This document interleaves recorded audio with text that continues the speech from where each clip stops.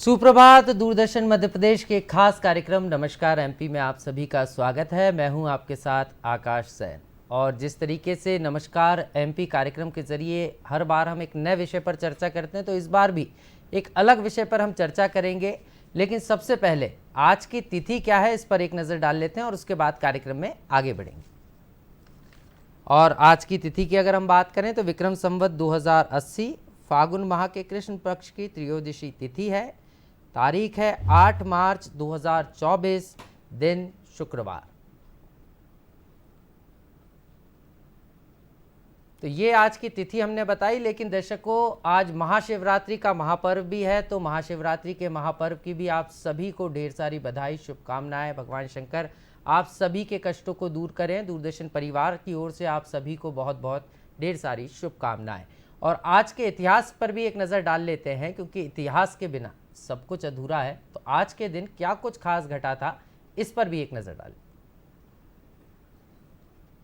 और आज के इतिहास की अगर हम बात करें तो 1911 में अंतर्राष्ट्रीय महिला दिवस यूरोप में प्रथम बार आज ही के दिन मनाया गया था। और अगर हम बात करें तो 8 मार्च को जो है विश्व स्तर पर इसे मनाया जाता है।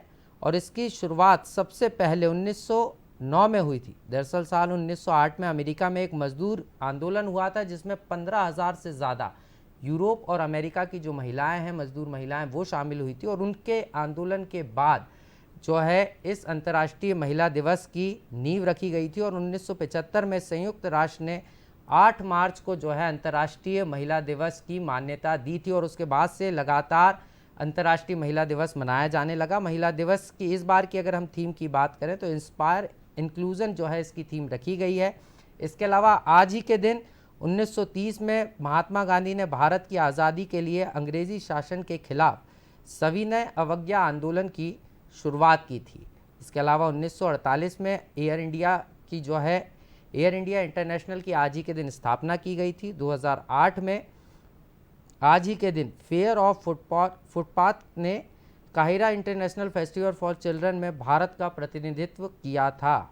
2009 में आज ही के दिन भारत के गोल्फ खिलाड़ी ज्योति रंधावा ने थाईलैंड ओपन का खिताब जीता था। तो ये आज के इतिहास की बात की। और जैसे कि आज अंतर्राष्ट्रीय महिला दिवस जो है और सुबह से ही जगह जगह कार्यक्रम भी हो रहे हैं, और आज हम इस पर थोड़ी सी चर्चा भी करेंगे, समझेंगे भी। लेकिन सबसे पहले आज का सुविचार क्या कुछ कहता है, इस पर एक नज़र डालते हैं। और सुविचार की अगर हम बात करें तो मुस्कुराकर दर्द भुलाकर रिश्तों में बंद थी दुनिया सारी। मुस्कुराकर दर्द भुलाकर रिश्तों में बंद थी दुनिया सारी। हर पग को रोशन करने वाली वो शक्ति है एक नारी। तो एक नारी वो शक्ति है जो सबको रोशन करती है। और आज अंतर्राष्ट्रीय महिला दिवस है, तो आज हमारा विषय भी रहने वाला है महिला सशक्तिकरण का। और आज हम बात महिला सशक्तिकरण की करेंगे और आदि आबादी की पूरी बात भी करेंगे कि आदि आबादी यानी महिलाओं को क्या उनका हक मिला है। इस पर आज हम चर्चा करने वाले हैं। मेरे साथ दो खास मेहमान हैं। सबसे पहले आपका उनसे परिचय करा देता हूं। मेरे साथ डॉक्टर अभिलाषा भावसार जी हैं, प्रोफेसर हैं, एचओडी हैं बरकतुल्लाह विश्वविद्यालय की। बहुत बहुत स्वागत है मैम आपका। और मेरे साथ डॉक्टर संगीता सक्सेना जी भी हैं, प्रिंसिपल हैं सीएम राइस कमला नेहरू स्कूल भोपाल की। मैम आपका भी बहुत बहुत स्वागत है। नमस्कार। तो कार्यक्रम में आज महिलाओं को देखकर आप ये तो समझ ही गए होंगे कि आज हम बात महिला सशक्तिकरण की करने वाले हैं। लेकिन महिला सशक्तिकरण के क्या मायने हैं और क्या वाकई में महिलाएं सशक्त हुई हैं और कितना और महिलाओं को आगे बढ़ने की ज़रूरत है, इन तमाम मुद्दों पर हम दर्शकों आज चर्चा करेंगे। लेकिन ये हमारा सजीव फ़ोन इन लाइव कार्यक्रम है। टेलीविज़न स्क्रीन्स पर आपको जो टेलीफोन नंबर्स हैं वो दिखाए जा रहे हैं, वो आप नोट कर लीजिए। और जो टेलीफोन नंबर्स हैं ये लाइन खुल चुकी हैं, इन पर आप संपर्क करके सीधे जो हमारे गेस्ट हैं, विशेषज्ञ हैं, उनसे संवाद कर सकते हैं, उनसे अपनी जिज्ञासाओं का समाधान। क्योंकि आप क्या सोचते हैं महिला सशक्तिकरण को लेकर, आप वो बात भी जो है इस कार्यक्रम के जरिए हमारे विशेषज्ञों तक पहुंचा सकते हैं, हम तक पहुंचा सकते हैं। तो टेलीविज़न स्क्रीन पर आपको नंबर दिखाए जा रहे हैं और इसी से कार्यक्रम की शुरुआत करेंगे। क्योंकि आज महाशिवरात्रि का दिन भी है और शिवरात्रि यानी शिव और शक्ति के मिलन का दिन, वो भी आज ही का दिन है। तो ऐसे में आज ही के दिन महिला सशक्तिकरण की बात हम करने जा रहे हैं। और डॉक्टर अभिलाषा जी मेरे साथ हैं, उनसे समझ लेते हैं। डॉक्टर साहब, पहले अगर हम बात करें तो महिला को सशक्त करने की बात लगातार की जा रही थी, और आज क्योंकि अंतर्राष्ट्रीय महिला दिवस है, हर साल आता है अलग थीम लेकर आता है, इस बार भी अलग थीम है कि बराबरी की बात होना चाहिए। लेकिन आपको लगता है कि वास्तव में जो महिला सशक्तिकरण के मायने हैं वो पूरे होते हुए नजर आ रहे हैं? आज पुराने समय के हिसाब से जी काफ़ी कुछ हम लोगों ने महिला सशक्तिकरण के लिए काफ़ी कुछ उपाय किए हैं जो कि काफ़ी हद तक सफल भी रहे हैं। पर अगर हम सबसे पहले सही और सरल मायने में महिला सशक्तिकरण शब्द को समझ लेंगे तो हमें ये जान पाएंगे, या एक महिला ये जान पाएगी कि ये हमें किसी से लेने की आवश्यकता नहीं है। सशक्तिकरण शब्द पर यदि हम थोड़ा जोर डालें तो सशक्त, जो शक्ति के साथ है उसके बिना नहीं है। और शक्ति एक ऐसी चीज़ है जो आप बाहर से मांग नहीं सकते, उसका आपको आह्वान करना होता है। तो हम ये जरूर कह सकते हैं कि महिला को उस शक्ति का स्वयं में आह्वान खुद ही करना होगा, परंतु इसके साथ हमें इस बात को भी मानना पड़ेगा, इसको हम इग्नोर नहीं कर सकते हैं कि जो इस शक्ति का आह्वान करने में जो परिस्थितियां हैं और जो कुछ तत्व हैं उनका हमें समाधान भी करना पड़ेगा, उनका इलाज भी करना पड़ेगा। नहीं, तत्व का जिक्र आपने किया तो ये कौन से तत्व हैं? क्योंकि समाधान की बात जब आती है, क्योंकि स्त्री ही वो या नारी, क्योंकि नारी एक माँ की भूमिका में नजर आती है, एक बेटी की भूमिका में नजर आती है, इसके अलावा बहन की भूमिका में नजर आती है और फिर पत्नी की भूमिका में भी नजर आती है। तो नारी के कई स्वरूप हैं, लेकिन उस नारी को फिर भी सशक्त करने की बात करी जा रही है जो इतने सारे धर्मों का पालन एक साथ करती है और दो परिवारों को लेकर चलती है। उसके बावजूद भी कहा जाता है कि महिलाओं को आज सशक्त करने की जरूरत है। आपको नहीं लगता कि ये अलग तरीके की बात हो रही है? क्योंकि नारी तो सशक्त है लेकिन मौका नहीं मिल पा रहा। बिल्कुल, मैं उस मौके की ही बात कर रही हूँ। और यदि हम शुरू से चलते हैं, इतिहास से, या फिर जब ये सृष्टि आई थी उस समय हम यदि चलते हैं तो हम देखेंगे कि ऊपर वाले ने दो समूह बनाए, एक नारी का बनाया, एक नर का बनाया। परंतु क्योंकि नारी शारीरिक रूप से सक्षम नहीं थी, वो शायद कहीं कमजोर थी पुरुष से, तो इसके चलते उसको काफी जो मुख्य धारा है उसमें उसको नहीं लिया गया। लेकिन इसका मतलब ये कहीं भी नहीं हो रहा होगा परमात्मा के बनाने का उद्देश्य कि मैं यदि शारीरिक रूप से किसी को कमजोर और किसी को ज्यादा शक्तिशाली बना रहा हूँ तो वो दूसरे समूह को प्रतिकूल परिस्थितियां दे। पर उसके साथ हमें ये भी नारी को देखना होगा कि यदि पुरुष शारीरिक रूप से सक्षम है या शक्तिशाली है तो महिला जो है वो संवेदनशील होती है, वो भावनात्मक रूप से बहुत स्ट्रांग होती है। लेकिन कहीं ना कहीं उसका जो शारीरिक रूप की जो कमजोरी है उसने, मुझे लगता है, उसको थोड़ा दबा कर रख दिया है। वरना जितने भी धर्मों की अभी आपने बात करी, वो भी मतलब पत्नी होती है, वो बेटी होती है, बहुत कुछ होती है। और आज तो नारी पता नहीं क्या क्या हो रही है। हर ऐसी कौन सी फील्ड है जहाँ नारी नहीं जा रही, तो कुछ असंभव नहीं है, कुछ भी असंभव नहीं है। और नारी हर जगह है, परिवार को बनाने में भी उसका मेन रोल है, हर भूमिका में वो नज़र आती है। लेकिन वो मान सम्मान जो नारी को मिलना चाहिए वो क्या मिल रहा है वो भी हम समझ लेते हैं। संगीता जी मेरे साथ हैं, मैम प्रिंसिपल भी हैं और काफ़ी बारीकी से, और गृहिणी भी हैं। तो गृहिणी होने के साथ साथ प्रिंसिपल का दायित्व भी वो निभा रही हैं, तो उनके लिए कितना चुनौतीपूर्ण रहा मैम से समझ लेते हैं। मैम, क्योंकि महिला दिवस है और बात महिलाओं के सशक्तिकरण की हो रही है, तो हम देखते हैं कि जब बात महिलाओं की आती है तो शहरों की तुलना में या जिन महिलाओं को मौका मिल गया, जो आगे बढ़ गई, उनको तो सशक्त मान लिया जाता है और उन्हीं को देखकर ये मान लिया जाता है कि आधी आबादी पूरी तरीके से सशक्त हो गई। आपको ऐसा लगता है कि ये स्थिति है? और नहीं है तो कहाँ आप कमी मानती हैं कि कहाँ पर काम करने की ज़रूरत है? मैं आपसे सहमत हूँ बिल्कुल। अभी शहरी क्षेत्र और ग्रामीण क्षेत्र में महिलाओं के सशक्त होने में काफ़ी अंतर है। मैं इस बात को इसलिए पुष्टि करती हूँ क्योंकि मैंने ग्रामीण क्षेत्र में भी कार्य किया है और शहरी क्षेत्र में भी काम कर रही हूँ। और शहरी क्षेत्र में भी अभी भी कुछ वर्ग ऐसा है जहाँ महिलाओं को सशक्त होने की आवश्यकता है। सशक्त करने की बजाय मैं सशक्त होने में ज़्यादा विश्वास रखती हूँ, क्योंकि सशक्त खुद होना होता है और सशक्त करने के लिए संसाधन चाहिए होते हैं। किसी और के, किसी अपोजिट लिंग के सपोर्ट की जरूरत, आवश्यकता नहीं होती, संसाधनों की रिक्वायरमेंट होती है। महिलाओं को वैधानिक रूप से तो समस्त अधिकार प्राप्त है हमारे राष्ट्र में, लेकिन सामाजिक तौर से अभी ग्रामीण परिवेश में महिलाओं को स्वयं का निर्णय लेने के भी अधिकार नहीं है। तो अभी बहुत सुधार की आवश्यकता है और महिलाओं को स्व प्रेरित होने की, स्व जागृत होने की बहुत आवश्यकता है। निश्चित रूप से आवश्यकता है मैम, लेकिन मैं समझना ये चाह रहा था क्योंकि आप भी गृहिणी हैं और क्योंकि आप प्रिंसिपल हैं, जब आपकी जर्नी की शुरुआत हुई होगी उस समय तो स्थितियां और महिला सशक्तिकरण या महिलाओं को घर से निकलने तक की आज़ादी नहीं होती थी, तो उस दौरान घर से निकलना, पढ़ाई करना, उसके बाद प्रिंसिपल बनना एक बहुत चुनौतीपूर्ण काम रहा होगा। परिवार का कितना सहयोग मिला? और मैं ये इसलिए सवाल इसलिए भी पूछ रहा हूँ कि जो दर्शक हमारे ये प्रोग्राम देख रहे हैं, जो अभिभावक हमारे ये प्रोग्राम देख रहे हैं, वो भी अपनी बच्चियों को आगे बढ़ने का मौका दें। तो आप अपने बारे में थोड़ा सा बताइए कि कितना चुनौतीपूर्ण था आपके लिए? आपने बहुत निजी हृदय के निजी क्षेत्र को छुआ है जी। बिल्कुल, बहुत साल पहले, 25-30 साल पहले जी, महिलाओं को पढ़ाया तो ज़रूर जाता था, पढ़ते तो थे। हमारे समय सब बालिकाएं, सब लड़कियों को पढ़ाया जरूर जाता था, लेकिन पढ़ाने का उद्देश्य वो अपने आत्मनिर्भर बने, अपने पैरों पर खड़ी हों, ऐसा आवश्यक नहीं था। केवल क्वालिफाइड हों so that they can be married into good grooms, ऐसा उसके पीछे समाज की सोच रही थी। लेकिन मैं सौभाग्यशाली रही हूँ कि मेरी शादी जिस परिवार में हुई वहाँ मेरी सासू माँ खुद एक वर्किंग वूमन थी, और उन्होंने, मैंने शादी के बाद उन्होंने मुझे प्रेरित किया कि नहीं, आपको भी, आप पढ़ी लिखी हैं, आपको घर से बाहर निकलना चाहिए और अपना पैरों पर खड़े होना चाहिए। तो उनकी प्रेरणा लेकर मैंने आवेदन करना शुरू किए और एग्ज़ाम्स देना शुरू किए, और आज मैं यहाँ हूँ।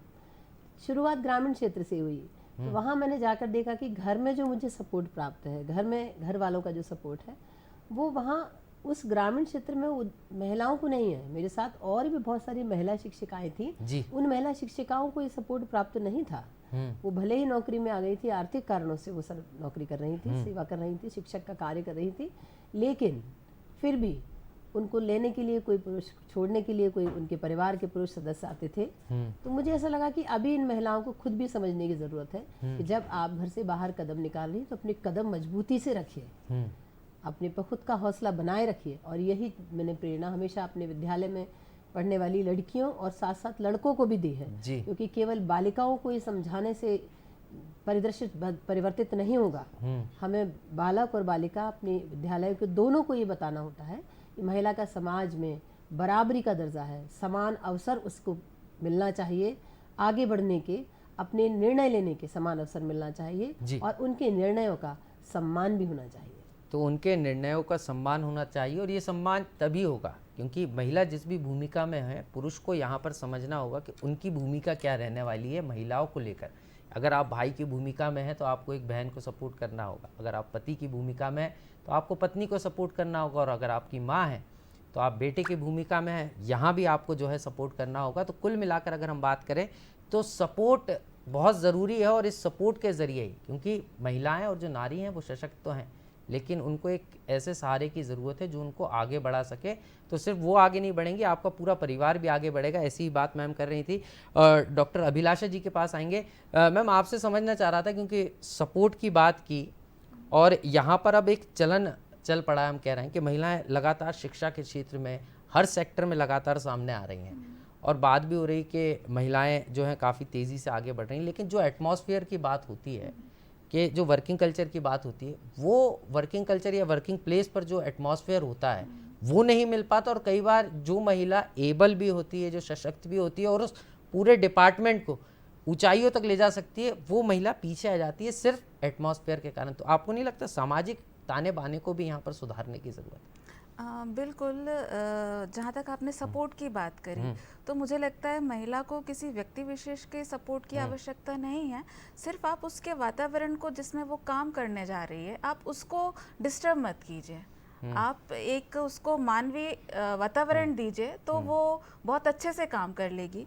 और जब भी कोई स्त्री बाहर जाती है या जाना चाहती है, या हम महिला के सशक्तिकरण या जेंडर इक्वालिटी की बात करते हैं, हम बात करते हैं कि महिला को जॉब हम बोलते हैं कि देना चाहिए, तो मुझे लगता है कि महिला को भी मेंटली ये इस चीज के लिए प्रिपेयर रहना चाहिए कि हो सकता है वो जिस भी समाज में जाएगी। बिल्कुल, मतलब माफी के साथ मैम आपको रोक रहा हूँ, एक कॉलर हमारे साथ जुड़ गई हैं, पूर्वा राय जी। बहुत बहुत स्वागत है पूर्वा जी आपका दूरदर्शन मध्य प्रदेश। हाँ जी, नमस्ते जी। पहले तो दोनों जो हमारी मैडम हैं, इन दोनों को जो आज महिला दिवस है उसकी बहुत सारी शुभकामनाएं देना चाहूंगी, और हमारी जितनी भी देश की महिलाएं हैं, पूरे विश्व की महिलाएं, उन सभी को मैं सक्सेना मैडम से ये पूछना चाहती हूँ कि कार्ल मार्क्स ने कहा था कि जिसके पास आर्थिक गतिविधियों की शक्ति ज्यादा होगी वो ज्यादा प्रभावशाली होगा। मुझे लगता है कि क्या ये बात सही है? मतलब कि एक औरत जब तक आर्थिक परिस्थितियों से जूझने के लिए शक्तिशाली नहीं होगी तब तक उसकी इज्जत नहीं हो सकती। ये कितना सही है? मैम, महिलाओं के आर्थिक संपन्नता की बात हो रही है और पूर्वा जी ने एक महत्वपूर्ण सवाल पूछा और यही सही मायने में सशक्तिकरण भी है, ऐसा पूर्वा जी कह रही हैं। क्या कहेंगे आप? पूर्वा जी ने बहुत अच्छा प्रश्न पूछा है। आज के परिदृश्य में ये बहुत ही महत्वपूर्ण प्रश्न है। पूर्वा जी, मैं आपसे आपकी बात से सहमत होते हुए कहना चाहूँगी कि महिला का आर्थिक रूप से सुदृढ़ होना आवश्यक है और उसके लिए शिक्षित होना आवश्यक है। आर्थिक रूप से सुदृढ़ होने के बाद महिलाएं निर्णय लेती हैं और अपने आसपास के वातावरण को स्वयं निर्मित भी करती हैं, और स्वयं का नहीं बल्कि आसपास के परिवेश का, अपने परिवार का, समाज का, समुदाय का, उसका भी सुदृढ़ीकरण करती हैं। इसलिए महिलाओं का आर्थिक रूप से अपने पैरों पर खड़े होना, सुदृढ़ होना बहुत आवश्यक है। तो बहुत आवश्यक है महिलाओं का आत्मनिर्भर बनना, सुदृढ़ होना, मजबूत होना, क्योंकि दो परिवारों को महिला एक जो है साथ लेकर चलती है। दो परिवारों को इसलिए कहा भी जाता है कि बेटी अगर पढ़ गई तो दो परिवार जो है पढ़ जाते हैं, लेकिन उसके बावजूद भी अभी भी तमाम जो कुरीतियां हैं वो देखने को मिलती हैं। तो हम संगीता मैम से भी समझ भी लेते हैं। मैम, क्योंकि आप तो लंबे समय से स्कूल शिक्षा विभाग में कार्यरत हैं, जब गांव में काम करने जाती होंगी आप और वहाँ देखती होंगी एक अलग एटमॉस्फेयर नज़र आता है। अभी भी बच्चियों को लेकर अभिभावकों के मन में भी कई सारी सुरक्षा को लेकर बच्चियों के सवाल होते हैं और चिंता होती है, और दूसरी तरफ 8वीं या 10वीं के बाद कह दिया जाता है कि अब बहुत पढ़ ली, घर का काम काज करिए और उसके बाद शादी करा देंगे। तो कई बार आप लोगों को भी जूझना पड़ता होगा कि अभिभावकों को प्रेरणा देना पड़ती है, तो कैसा एटमॉस्फेयर आप वहाँ पाती हैं? ऐसा होता है। ग्रामीण परिवेश में जब विद्यालय में पढ़ाया तो वहाँ हाई स्कूल तक विद्यालय था, 10वीं तक की वहाँ कक्षाएं संचालित होती थी। तो 10वीं तक तो चूंकि उनके गांव में ही इस विद्यालय स्थित था, तो आसपास 5 किलोमीटर तक की बच्चियां भी पढ़ने आती थी। लेकिन उसके बाद उनके पालक उन्हें आगे पढ़ने भेजने के लिए निकट के गाँव में जो विद्यालय था हायर सेकेंडरी, वहाँ पढ़ने भेजने के लिए थोड़े संकोच करते थे। सभी नहीं, लेकिन कुछ संकोच करते थे, क्योंकि हम ग्रामीण क्षेत्र को पूरी तरह से ये नहीं कह सकते कि वो अब जागरूक नहीं है, वो भी जागरूक है। लेकिन अभी भी लगभग 50% माता पिता ऐसे हैं जो अपनी बच्चियों को गांव से बाहर पढ़ने भेजना नहीं चाहते। सामाजिक उनके कारण है, सुरक्षा का कारण भी एक है। लेकिन ऐसे माता पिता को मैंने विद्यालय में बुलाया, उनसे चर्चा की और उनके घर भी जाकर चर्चा की, विद्यालय की और महिलाओं को ले जाकर चर्चा की, उनसे बातचीत किया, उनके कारण जाने कि क्या कारण है, और उन्हें रास्ता भी बताया कि देखिए आपके ग्राम से यदि 3 बालिकाएं पढ़ना चाहती है आगे जाना, तो वो तीनों बालिकाएं एक साथ जा सकती हैं। तो उनकी असुरक्षा का प्रश्न खत्म हो जाएगा। और अब तो वर्तमान समय में परिवहन के साधन सब जगह उपलब्ध हैं, तो आने जाने में ऐसी असुरक्षा की कोई बात नहीं है। और बच्चियां जब आपकी पढ़ लिख जाएंगी तब ज़्यादा सुरक्षित होंगी, बनस्पति से कि आप उन्हें घर में बिठा लें और नहीं पढ़ाएं। तो ऐसा कह के उनके माता पिता को प्रेरित किया और मुझे सफलता मिली है इस काम में। हमेशा से बच्चियों के माता पिता से बात करें, उन्होंने हमेशा बच्चों को आगे पढ़ाया है। तो बच्चियां भी आगे बढ़ रही हैं, लेकिन थोड़ा सी जो बात हम कहते हैं ना पुश की, कि जिसको आगे बढ़ जाएं, क्योंकि कई अभिभावक अभी भी ऐसे हैं जो महिलाओं को लेकर, खासतौर पर बेटियों को लेकर चिंतित रहते हैं। लेकिन वो चिंता जब तक रहती है, क्योंकि हमने देखा है कल्पना चावला भी उड़ गई थी।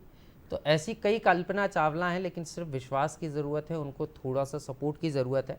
और डॉक्टर अभिलाषा जी भी हैं, बीयू की हैं, बीयू की प्रोफेसर हैं मैम। और अगर हम बात करें तो पर्यावरण और सरोवर विज्ञान जो विभाग है बीयू का, उसका HOD है मैम। मैम से ही समझ लेते हैं कि बात यहाँ पर्यावरण, और पर्यावरण की जब बात आती है तो पर्यावरण को स्त्री के बिना पूरा नहीं माना जा सकता, क्योंकि प्रकृति भी एक स्त्री का रूप ही है। और इसीलिए भारत माता हम लोग प्रकृति को कहते हैं, हमारे देश को कहते हैं।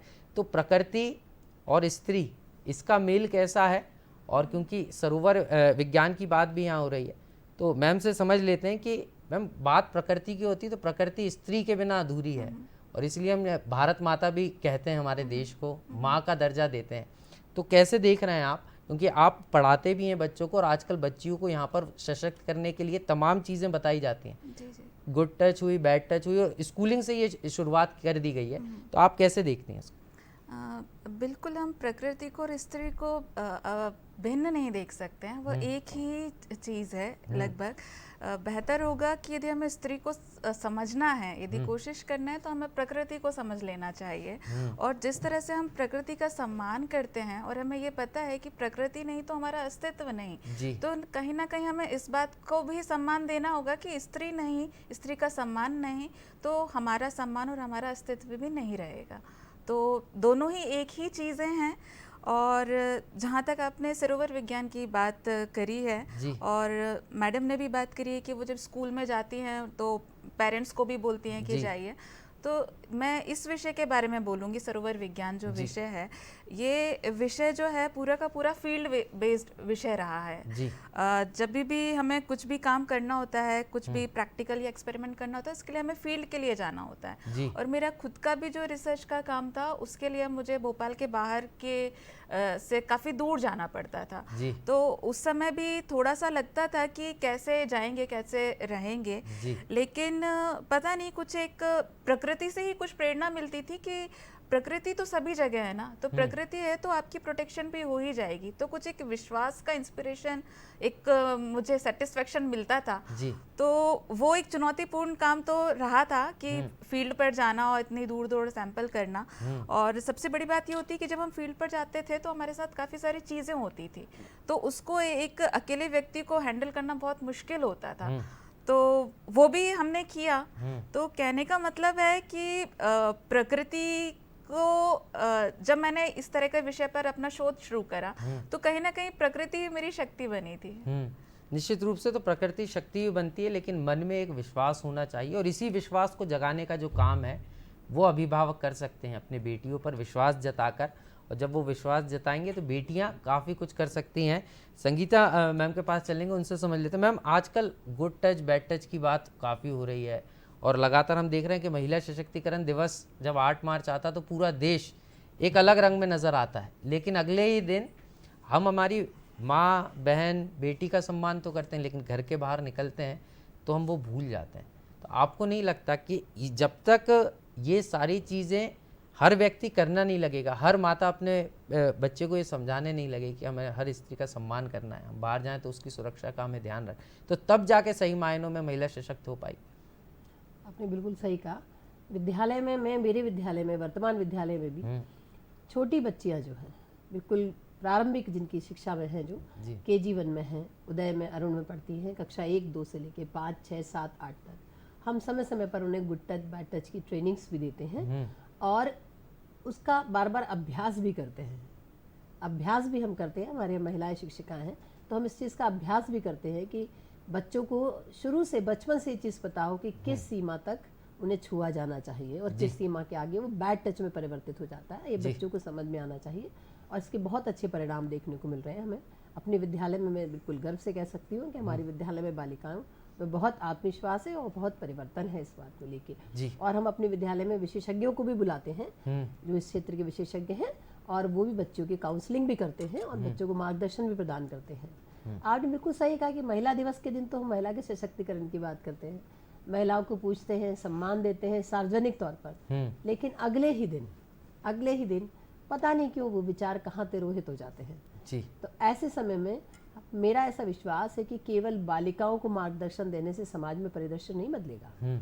हमें ये अपने परिवार में अपने बेटे को भी सिखाना होगा, अपने भाइयों को भी सिखाना होगा कि किस तरह महिलाओं का सम्मान रखना चाहिए। परिवार की महिला ही नहीं, घर से बाहर की महिलाओं का भी सम्मान बराबरी से आपको रखना है, तभी समाज में कुछ दृश्य बदलेगा। और केवल सम्मान रखना ही काफी नहीं है, जो अवसर हमारे समाज के पुरुष, हमारे घरों के बच्चे, बेटे जो चाहते हैं, वही अवसर हमारे घर की बेटियों को, हमारे समुदाय की बच्चियों को, बालिकाओं को और महिलाओं को मिलना चाहिए। ये हमें अपने बेटों को भी सिखाना होगा और मैं सतत इसका प्रयास करती रहती हूँ। निश्चित रूप से मैम, आप टीचर होने के साथ साथ, शिक्षिका होने के साथ साथ एक गृहिणी भी हैं, और नॉर्मल हम कहते हैं कि बात भी हम करते हैं कि महिलाओं को सशक्त करना है तो पुरुषों की सोच बदलना होगी, लेकिन आपको नहीं लगता कि महिलाओं को भी यहाँ पर अपनी सोच में थोड़ा परिवर्तन करना होगा? क्योंकि कई बार महिला सशक्तिकरण में महिलाएं ही आड़े आ जाती हैं। हम कई परिवारों में इस चीज़ को देखते भी हैं और आपने भी देखी होगी ये चीज़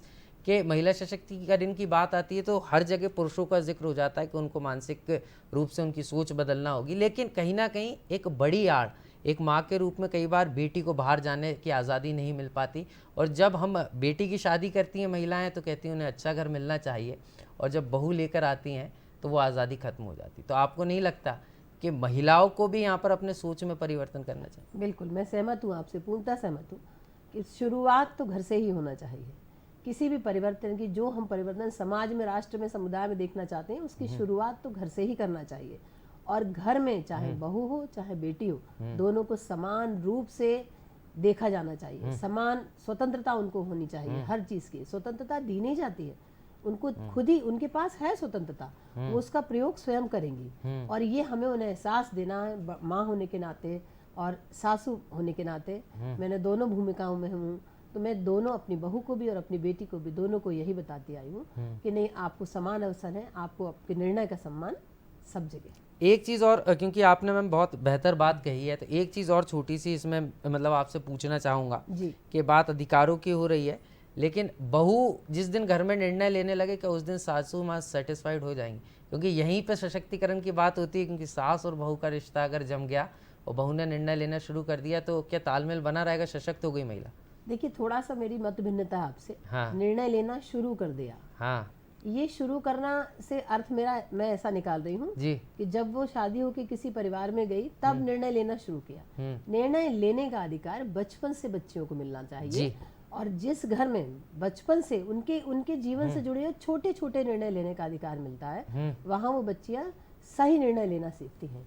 और जब सही निर्णय लेना सीखती हैं तो मुझे नहीं लगता कि कोई भी महिला जो सास की भूमिका में है या माँ की भूमिका में, वो बच्चों का विरोध करेंगी, अपनी बहुओं का या बेटियों का विरोध करेंगी। मुझे ऐसा नहीं लगता, क्योंकि निर्णय लेना शुरुआत से सिखाया है ना उनको, तो उनको सही निर्णय लेने का तो सम्मान सब जगह होता है, चाहे महिला हो चाहे घर के पुरुष सदस्य। तो मैं यही समझना भी चाह रहा था, जो हमारे दर्शक हैं, जो ये प्रोग्राम देख रहे हैं, जो महिलाएं ये प्रोग्राम देख रही हैं, कि महिलाओं को सशक्त अगर आपको करना है तो बेटियों को शुरुआत से जो उनके निर्णय लेने की क्षमता है, जो उनका अधिकार है ज़िंदगी जीने का, वो अधिकार आपको देना होगा, आपकी सोच में परिवर्तन करना होगा, तभी जाकर सही मायने में जो है महिला सशक्त हो पाएगी। दर्शकों, फिलहाल हम एक छोटे से ब्रेक के लिए रुक रहे हैं, हम जल्द हाजिर होते हैं, आप बने रहिए हमारे साथ। ये क्या कर रहे हैं आप? कौन से कागज ढूंढ रहे हैं? आमली, कल रात को मैं सो नहीं पा रहा था, मैं बहुत परेशान था। हाँ, आप नींद में बड़बड़ा रहे थे, मुझे मार्ग दिखाओ, मुझे मार्ग दिखाओ। मैंने आपको जगाया भी था, लेकिन कौन सा मार्ग ढूंढ रहे थे आप? और कौन से जंगल में खो गए थे? आंवली, जो रास्ता मुझे नहीं मिल रहा था वो आज सुबह पांडुरंग ने मुझे दिखा दिया। ये सारे कर्जों का बही खाता है। हमने जिन जिन को कर्जा दिया था इसमें उनके नाम है।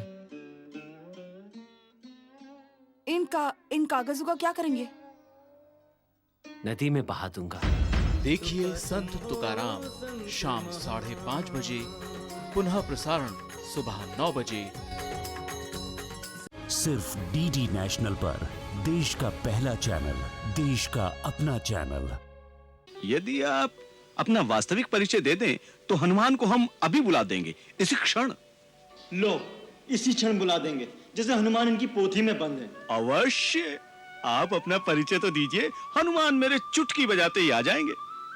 अच्छी बात है, तो सुनो, हम अयोध्या के परम प्रतापी महाराजा दशरथ के पुत्र हैं।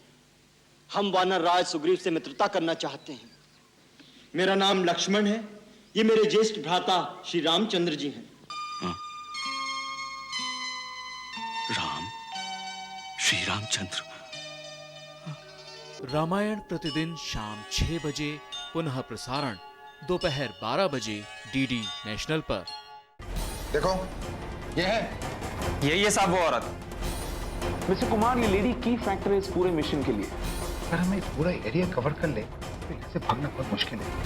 सर, रुबीना का जिंदा रहना बहुत जरूरी है। पलटन सोमवार से गुरुवार रात 9:30 बजे, पुनः प्रसारण सुबह 11:30 बजे, सिर्फ डीडी नेशनल पर, देश का पहला चैनल, देश का अपना चैनल।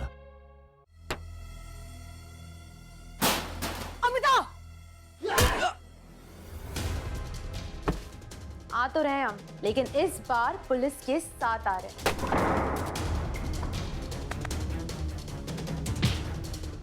हमने तुम्हें भारतीय खाना बनाने के लिए कहा था ना, तुमने जानबूझकर ये सब बनाया अपने मन से। मेरे कहने पर बनाया है। अब मेरी बहू है तो मेरी बात मानेगी ना। देखिए जानकी, सोमवार से गुरुवार रात 8:30 बजे पुनः। तो दर्शकों, ब्रेक के बाद एक बार फिर आपका स्वागत है। नमस्कार एमपी में। और आज हम बात कर रहे हैं महिला सशक्तिकरण की और आधी आबादी के पूरे हक की। और मेरे साथ एक और खास मेहमान जुड़ गई हैं, पीएचडी स्कॉलर हैं, समाजसेवी हैं, पूजा सिंह जी। बहुत बहुत स्वागत है पूजा जी आपका दूरदर्शन मध्य प्रदेश में। तो हम लगातार बात कर रहे हैं महिला सशक्तिकरण की, क्योंकि आज महाशिवरात्रि का महापर्व भी है, शिव और शक्ति के मिलन का पर्व भी आज पूरा देश मना रहा है।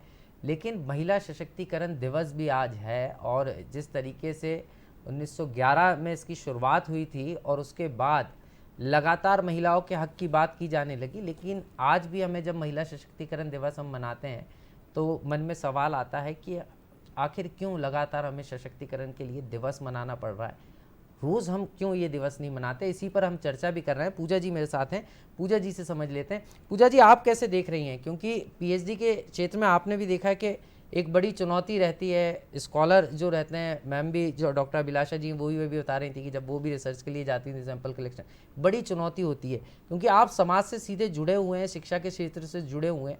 तो आपको लगता है कि महिलाएं इतनी सशक्त हो पाई हैं या अभी और महिलाओं को सशक्त होने की ज़रूरत है? सबसे पहले तो आकाश जी आपका बहुत बहुत धन्यवाद।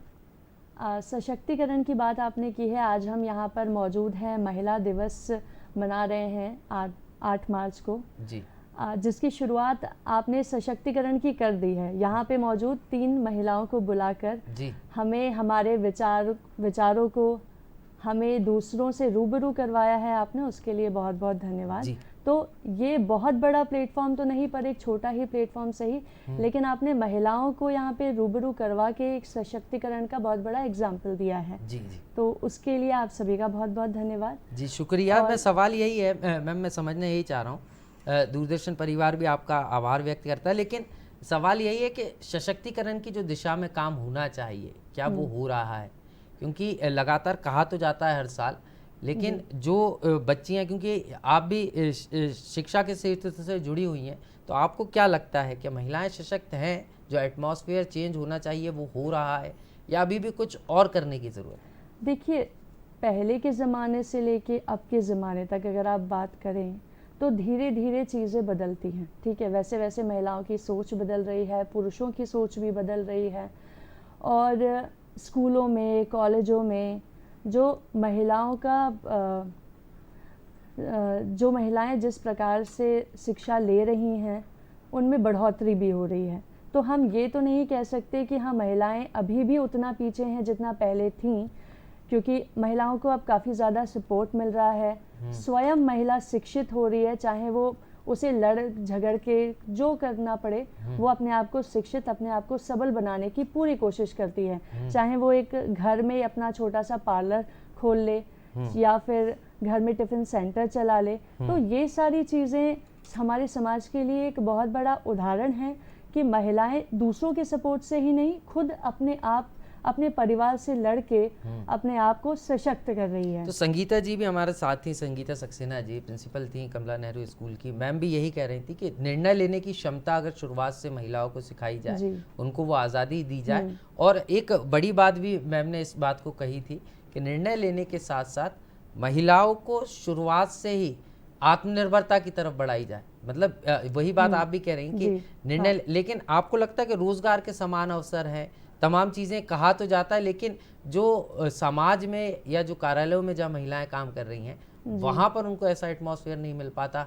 वहाँ पर एक काम करने की ज़रूरत है, लोगों की एक मेंटेलिटी चेंज करने की ज़रूरत है। देखिए, रूल्स एंड रेगुलेशंस आजकल वुमेन्स के हिसाब से बहुत सारे चेंज हुए हैं, ठीक है। दिन ब दिन सरकारें जो हैं वो महिलाओं के हिसाब से नए नए रूल्स एंड रेगुलेशंस लाती है, उनकी प्रॉब्लम को देखते हुए, जैसा हम आमतौर पे न्यूज़ में और रेडियो पे सुनते रहते हैं। तो इससे ये तो साबित होता है कि हाँ काम तो हो रहा है सशक्तिकरण की तरफ। और जैसा कि प्रिंसिपल मैम ने भी पहले कहा कि सशक्तिकरण जो है वो किसी के करने से नहीं आएगा, वो हमारे अंदर की अपनी प्रेरणा होती है कि नहीं हमें सशक्त होना है, हमें कुछ करना है। तो आप जब तक महिलाओं में वो सोच नहीं डालेंगे कि हाँ आप सक्षम हैं, आप कर सकती हैं। आमतौर पे होता है कि लोग बढ़ावा ही नहीं देते हैं कि अगर औरत घर में है तो वो घर में ही ठीक है, हम उसको बढ़ावा नहीं दे रहे हैं। क्योंकि हम बढ़ावा देंगे तो ऐसा लगेगा कि वो ज़्यादा फॉरवर्ड हो जाएगी, ठीक है, हमारे हाथों से निकल जाएगी। आज भी लोग यही सोचते हैं कि अगर हम महिलाओं को ज़्यादा बढ़ावा देंगे तो ऐसा ना हो कि वो हमारे हाथ से निकल जाए, पर ऐसा नहीं है। महिलाओं की भी तरफ थोड़ा सा ध्यान और उनको भी समझा जाए तो चीज़ें काफ़ी सुधर सकती हैं। निश्चित रूप से चीज़ें काफ़ी सुधर सकती हैं और यही कारण है कि जब हर साल महिला दिवस यानी 8 मार्च आता है तो अंतर्राष्ट्रीय स्तर पर इस पर चिंतन भी होता है, सवाल भी उठाए जाते हैं। लेकिन ये अगर हमें वास्तव में महिला सशक्तिकरण की तरफ बढ़ना है तो हमें अपने घर के साथ बदलाव करना होगा, महिलाओं को सम्मान देना होगा। यही बात पूजा जी भी कर रही थी। और दर्शकों, ये हमारा फ़ोन इन लाइव कार्यक्रम है। अगर आप हमारे जो विशेषज्ञ हैं उनसे किसी भी तरीके से कोई सवाल करना चाहते हैं या कोई सुझाव या हमारे कार्यक्रम से जुड़कर दर्शकों तक अपनी बात पहुंचाना चाहते हैं तो ये टेलीफोन नंबर्स जो है आपको टेलीविज़न स्क्रीन पर दिखाए जा रहे हैं, इस पर आप संपर्क कर सकते हैं और सीधे हमारे कार्यक्रम से जुड़ सकते हैं। डॉक्टर अभिलाषा जी मेरे साथ हैं, डॉक्टर अभिलाषा भावसार जी।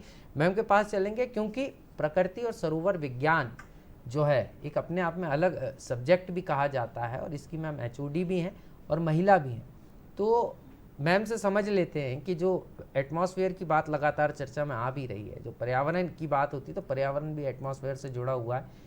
तो महिलाओं को सशक्त करने की दिशा में पर्यावरण से किस तरीके से जुड़ता है और हम लगातार सशक्तिकरण पर जोर दे रहे हैं, लेकिन वास्तव में कहाँ पर, चाहे शिक्षा के दौरान की बात हो, चाहे एक हाउसवाइफ की बात हो या पढ़ाई की बात हो, इनमें कहाँ पर कौन कौन सी चीज़ें हैं? मैम को क्या लगता है कि यहाँ पर अगर ये कदम उठाए जाएं तो महिलाओं को लेकर एक बड़ा बदलाव, महिलाओं की जो सोच है उसमें भी चेंज किया जा सकता है? जी आकाश जी, आपने दो बात बोली। एक तो पर्यावरण में महिलाओं का योगदान की आपने बात बोली है जी। और तो मैं उस बारे में वही कहूँगी कि हम आज यदि हम इस पर्यावरण विज्ञान विषय को देखें तो इसमें महिलाएं बहुत ज़्यादा आगे आ रही हैं, बहुत ज़्यादा। और कहीं ना कहीं उनको शायद आत्मविश्वास ये उनका आ रहा है, कहीं ना कहीं जो शिक्षा का योगदान रहा है जिसने पुरुषों की सोच को बदला है। और पुरुषों की सोच भी, जब पुरुष अलग अलग रोल में आता है, कभी पिता के रोल में, कभी पति के रोल में, तो वो नहीं चाहेगा कि जब मेरी पत्नी या मेरी पुत्री बाहर जाए तो उसको कुछ गलत वातावरण का सामना करना पड़े। तो शिक्षा ने और ये विभिन्न प्रकार के जो रोल हैं पुरुषों के द्वारा जो है उसने काफ़ी योगदान दिया है और कहीं ना कहीं लड़कियों को एक आत्मविश्वास आया है, इसीलिए वो पर्यावरण विज्ञान जैसा जो फील्ड है उसमें बहुत ज़्यादा आने लगी हैं। जैसे यदि मैं अपने विभाग की बात करूँ तो मेरे यहाँ पर 80% 75% गर्ल्स का एडमिशन्स होता है, जैसा कि हम अभी डिस्कस कर रहे थे, उनका एडमिशन होता है, बॉयज़ का कम होता है। तो कहीं ना कहीं वो हमने उनको माहौल देने की शुरुआत तो कर दी है, अब हमको थोड़ा सा उसको पेस बढ़ाने की ज़रूरत है और कहीं ना कहीं हमको उसको बनाए रखने की ज़रूरत है। तो सशक्तिकरण तो शुरू काफ़ी हद तक हो चुका है। और जहाँ तक फाइनेंशियली इंडिपेंडेंस की अभी हम बात कर रहे थे कि फाइनेंशियल उनको सशक्त होना चाहिए, तो मुझे लगता है इसको हम किसी जेंडर से ना जोड़ें, इसको हम व्यक्ति से जोड़ें और एक जो हमारा जीवन काल होता है उसकी एक स्टेज से यदि हम जोड़ें तो उस स्टेज में हर व्यक्ति को ये सोचना चाहिए कि भले वो महिला हो या पुरुष हो कि मुझे अपना रिस्पॉन्सिबिलिटी खुद लेना है, अपना परिवार खुद बनाना है, अपना जीवन साथी खुद चुनना है, परिवार बनाना, और उसकी जिम्मेदारी भी मेरी ही रहेगी। तो हमारा ये जो दोहरा नज़रिया है ना कि महिला बाहर जाकर काम ना करे और पुरुष बाहर जाके काम करे, पुरुष घर पे ना रहे, दोनों ही बात से मैं सहमत नहीं हूँ। हमें फ्री रखना चाहिए, हमें उनको व्यक्ति के तौर पर देखना चाहिए और यदि कोई पुरुष भी घर पर रहकर कोई इस तरह का काम करना चाह रहा है हमें उसका भी सम्मान करना चाहिए और महिला यदि बाहर जाना चाह रही है तो हमें उस चीज़ का भी सम्मान करना चाहिए। निश्चित रूप से तो सम्मान से ही समाधान निकलेगा और तभी जाकर स्त्रियां जो हैं आगे बढ़ पाएंगी जब उनको पर्याप्त मौका और सम्मान मिलेगा। एक कॉलर हमारे साथ जुड़ गए हैं, संजीव जी ग्वालियर से। बहुत बहुत स्वागत है संजीव जी। मैं ये प्रश्न करना चाहता हूँ जी कि महिलाओं की सुरक्षा के लिए जगह जगह संगोष्ठियाँ क्यों नहीं करी जा रही है जिससे पुरुषों के अंदर ये भावनाएं उत्पन्न हो सम्मान करे। जी निश्चित रूप से संजीव जी आपका सवाल आ गया। मैम सवाल सीधे तौर पर आपसे ही था कि पहले हम कहते थे कि जो चौपाल लगती थी आजकल संगोष्ठियों का रूप ले लिया, यहाँ पर महिला सशक्तिकरण को लेकर बात होना चाहिए कि पहले तो लगातार हम कहते थे गांव में कुछ घट भी गया तो तत्काल चौपाल में चर्चा हो जाती कि नहीं ये गलत हुआ, पूरा गांव एक हो जाता था, लेकिन आजकल ऐसी चीज़ें नज़र नहीं आती। तो आपको ऐसा लगता है कि ऐसी चीज़ें भी होना चाहिए और ये जो कम हो रही हैं, क्योंकि अगर रोज़ सप्ताह में एक दिन हम महिलाओं को लेकर चर्चा करेंगे तो थोड़ा बदलाव तो आ सकता है। बिल्कुल, जहाँ तक इस तरह की संगोष्ठी करने की इन्होंने बात कही तो संगोष्ठियाँ तो काफ़ी ही हो रही हैं, राज्य देश और मतलब राष्ट्रीय स्तर पर हो रही हैं, पर संगोष्ठी का जो विषय है उस पर हमें ध्यान देना होगा। हमने महिला सशक्तिकरण की हम पिछले 100 साल से उससे भी ज़्यादा समय से बात कर रहे हैं, कर चुके हैं। संगोष्ठी का विषय अब होना चाहिए कि पुरुष का आचार विचार कैसा हो। मुझे लगता है एक बॉय को हमें ट्रेन करना ज़्यादा ज़रूरी है कि क्योंकि वातावरण देने वाला वो हो रहा है, तो हमें उसको ज्ञान देने वाली संगोष्ठियां करना ज़्यादा ज़रूरी है कि भाई आपका आचार विचार कैसा हो जब आप किसी स्त्री के प्रति देख रहे हैं, तो उस तरह की संगोष्ठियां करना मेरे ख्याल से ज़्यादा आवश्यक तो मैम को ये लगता है कि पुरुषों को जो है पुरुषों के लिए संगोष्ठी होना चाहिए, लेकिन सिर्फ पुरुषों के लिए क्या बाधाएं महिला नहीं है महिलाओं के आगे बढ़ने में? ये हमने जो है हमारी संगीता मैम से भी समझा था, लेकिन पूजा जी से भी समझ लेते हैं। समाज सेवी भी हैं, पीएचडी स्कॉलर भी हैं, लगातार भोपाल समेत कई जगहों जो है मैडम ने काम किया, तो पूजा जी से समझ लेते हैं। पूजा जी आप भी लगातार काम कर रही हैं, बच्चों को कई बार आप सिखाती भी, उनको गुड टच बैड टच की ट्रेनिंग भी देती हैं, कई जो बिटियाँ हैं उनसे भी आप लगातार संवाद करती हैं, उनसे उनकी समस्या जानने की कोशिश करती हैं। तो कई बार आपको नहीं लगता आपके सामने भी ऐसे केसेस सामने आते होंगे कि कई बार अभिभावकों के प्रेशर में बच्चियाँ पढ़ना नहीं चाहती या उनका जिस दिशा में जाने का मन है लेकिन पेरेंट्स का प्रेशर रहता है कि वो दिशा नहीं चुन पाती क्योंकि निर्णय लेने का अधिकार नहीं होता, और शादी के बाद भी कई बार मन में ये रहता है कि शादी के बाद उनको वो अधिकार नहीं मिलेंगे तो उसके बाद भी वो डिसाइड नहीं कर पाती और कई बार इसके कारण भी महिला जो है पीछे हो जाती। देखिए बात अधिकारों की है तो आज के समय में अधिकार ये तो महिलाओं को पता है कि हाँ पुरुषों के अधिकार हैं तो हमारे भी अधिकार हैं, ठीक है। जैसे जैसे चीज़ें और समाज आगे बढ़ रहा है वैसे वैसे दोनों को एक दूसरे के अधिकार और के बारे में पता है।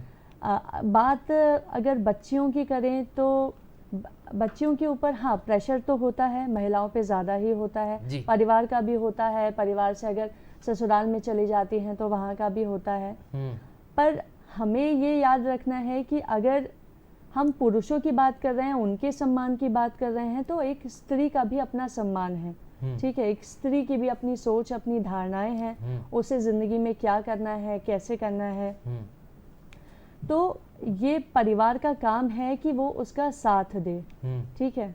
तो ये और एक औरत को ये बताना भी मेरे ख्याल से ज़रूरी है कि वो क्या चाहती है। बहुत बार ऐसा होता है कि औरतें जो होती हैं वो अपनी भावनाओं को, अपनी चीज़ों को दबा लेती हैं, हाँ अभिव्यक्त नहीं कर पाती हैं। तो मैं ये सभी महिलाओं से कहना चाहूँगी कि चाहे ज़िंदगी में जो भी हो आप अपनी बात को सबके सामने रखें, उन्हें रखना सीखें, क्योंकि जब तक आप खुद नहीं करेंगे तो आपके लिए कोई खड़ा नहीं होगा। ये तो हम सभी जानते हैं कि अगर हम सक्षम हैं तो सक्षमता है, अगर हम ही सक्षम नहीं हो पाएंगे तो कुछ नहीं हो पाएगा। नहीं, लेकिन इसको एक अलग नजरिए से भी देख लिया जाता है। आपने इसको लेकर जिक्र भी किया था कि महिलाएं हाथ से निकल गई, इस तरीके की बात भी आती है। लेकिन क्या वास्तव में आपको लगता है, और यही कारण है कहा भी जाता है कि महिलाएं आजकल महिलाओं को इतने अधिकार मिल गए कानूनी रूप से भी कि कई बार हम देख रहे हैं घर भी बिखर जा रहे हैं। तो आप इसको कैसे देखती हैं, क्योंकि लगातार आप इस क्षेत्र में काम भी कर रही हैं, आपको अच्छा खासा अनुभव भी है, तो आप इसको कैसे देख रहे हैं? देखिए इसमें दो चीज़ें हैं, एक तो हमारी खुद की परवरिश है और दूसरा आप कह सकते हैं मॉडर्नाइजेशन, ठीक है। जैसे जैसे हमें अधिकारों का पता चल रहा है, जैसे जैसे हमें अधिकार मिल रहे हैं सशक्तिकरण के नाम पे, ये जितना हमारे लिए सही है उतना घातक भी होता है, ठीक है। हर चीज़ के दो पहलू होते हैं, एक अच्छा होता है तो एक बुरा होता है। वैसे ही अधिकारों के भी दोनों ही पहलू हैं, कुछ अच्छे होते हैं और कुछ बुरे होते हैं। तो यही चीज़ें हैं कि अगर आपको कोई अधिकार मिला है तो उन अधिकारों को सही तरीके से इस्तेमाल करें, उनको ऐसा ना करें कि आप किसी के किसी को नीचा दिखाने के लिए या किसी घर दूसरे को के अधिकारों बर्बाद का करने हनन ना के लिए हो। आप उन अधिकारों का इस्तेमाल कर रहे हैं, क्योंकि आमतौर पे आजकल ऐसा ही देखा जा रहा है। जैसे महिलाओं का जो स्टेटस है और उनका जो तौर तरीका है, वो भी कई बार लोग कहते हैं कि महिलाओं को ज़्यादा अधिकार मिल गए हैं तो सारी चीज़ें मतलब डिस्टर्ब होने लगी हैं। जी जी। तो मतलब कुल मिलाकर अति महत्वाकांक्षा की आज जिक्र जो है पूजा जी कर रही हैं कि महिलाएं आगे तो बढ़ रही हैं, लेकिन कई बार जो कुछ महिलाएं वो अति महत्वाकांक्षी होती हैं, तो उनके कारण जो दूसरी महिलाएं उनको मौका नहीं मिल पाता। तो कुल मिलाकर स्त्री को भी यहाँ समझना होगा कि सिर्फ वो अपने लिए नहीं जी रही, वो दूसरी महिलाओं के लिए भी आदर्श हैं। और ऐसी ही स्त्रियों को जो आदर्श हैं, जैसे संगीता सक्सेना जी हमारे साथ जुड़ी थी, लगातार बच्चियों के बीच में काम कर रही हैं, लगातार बेटियों को आगे बढ़ाने का काम कर रही हैं। और उन्होंने एक बड़ी बात भी कही थी कि जैसी बेटी है वैसी ही बहू है, तो बहू के भी समान अधिकार हैं और ये अधिकार ही महिलाओं को सशक्त कर सकते हैं। लेकिन इन अधिकारों को तभी संभव हो सकता है, तभी वो महिलाओं को मिल सकते हैं तो पुरुषों की सोच के साथ साथ जो महिला है, जो माँ है, जो घर में सास की भूमिका में है, वो अपनी सोच बदल ले। और इसको लेकर डॉक्टर अभिलाषा जी क्या सोचती हैं, उनके पास भी चलते हैं। मैम, आपको नहीं लगता एक सोच, क्योंकि प्रकृति हम कह रहे हैं वो भी एक विचार है, और हम देखते हैं कि जैसे ही मौसम में परिवर्तन आता है प्रकृति अपने आप को बदल लेती है। कुछ तरीके से स्त्री भी इसी तरीके से नज़र आती है, क्योंकि सृजन की जो जिम्मेदारी है वो स्त्री को ही दी गई है, ईश्वर ने पुरुषों को नहीं दी। तो स्त्री चाहे तो हर वो काम कर सकती है, हर वो चीज़ को सृजित कर सकती है। तो यहाँ नहीं लगता कि आपको स्त्रियों के आत्मसम्मान के लिए, स्त्रियों के सशक्तिकरण के लिए स्त्रियों को ही पहल करना होगी? क्योंकि हम कह रहे हैं ना, अधिकार तो है, पूजा जी भी जिक्र कर रहे हैं, लेकिन उन अधिकारियों का कई बार दुरुपयोग हो जाता है। उसके कारण जो दूसरे लोग हैं वो मतलब स्त्री के लिए एक तरीके संकट भी बन जाता है। नहीं, बिल्कुल, वो निश्चित तौर पर ऐसा कई बार देखा जाता है कि एक स्त्री ही दूसरी स्त्री के लिए शत्रु का काम करती है। और इसीलिए ही शुरू से मैं जोर दे रही हूँ इस बात पर कि विचार को परिवर्तन करना बहुत ज़्यादा आवश्यक है। जेंडर पर हम ना जाएं कि पुरुष बदले या स्त्री बदले, नहीं।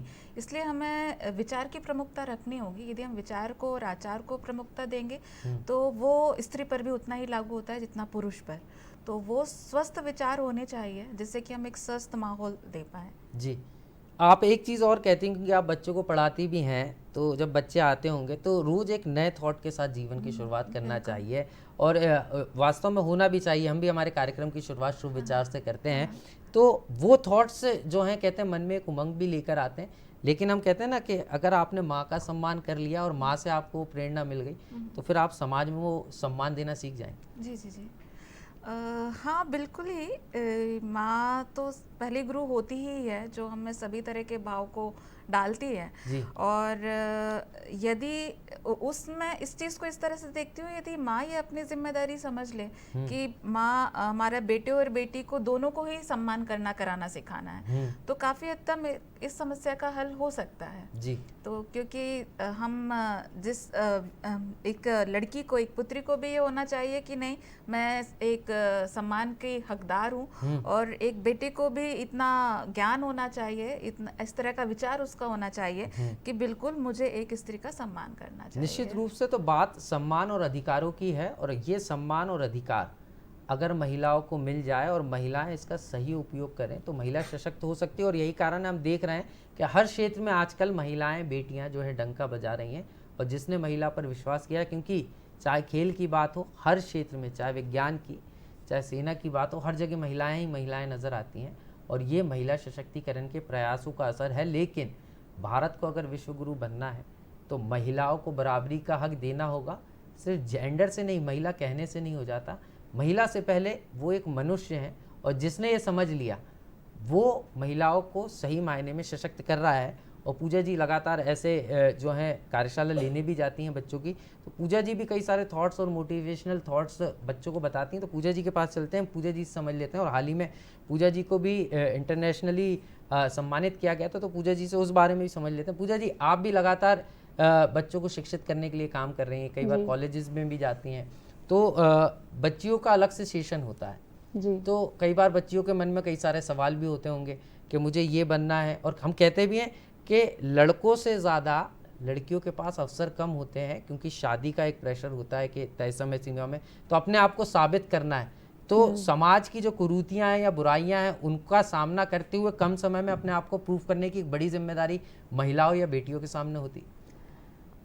बिल्कुल होती है, पर मैं इस चीज़ से थोड़ा सा डिनाई करूँगी कि आज जो है वो महिला इतना ज़्यादा अपने आप को सशक्त बनाने की कोशिश कर रही है और सभी लोग उसको सशक्तिकरण में लगे हुए हैं।